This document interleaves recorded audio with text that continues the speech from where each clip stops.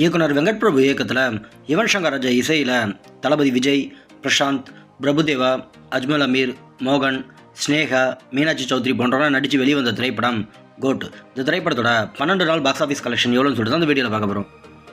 தமிழ்நாட்டில் 12வது நாள் மட்டும் இந்த திரைப்படம் 6,25,00,000 ரூபா, மொத்தம் 12 நாள் 185,50,00,000 கலெக்ஷன் பண்ணியிருக்கு. கேரளாவில் 12வது நாள் மட்டும் இந்த திரைப்படம் 22 லட்ச ரூபா, மொத்தம் 12 நாள் 12,85,00,000 கலெக்ஷன் பண்ணியிருக்கு.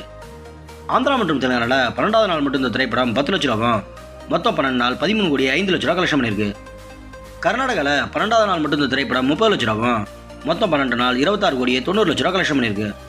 ரெஸ்ட் ஆஃப் இந்தியா, அதாவது இந்தியாவில் மற்ற இடங்களில் பார்த்தீங்கன்னா 12வது நாள் மட்டும் இந்த திரைப்படம் 58 லட்ச ரூபா, மொத்தம் 12 நாள் 19,55,00,000 கலெக்ஷன் பண்ணியிருக்கு.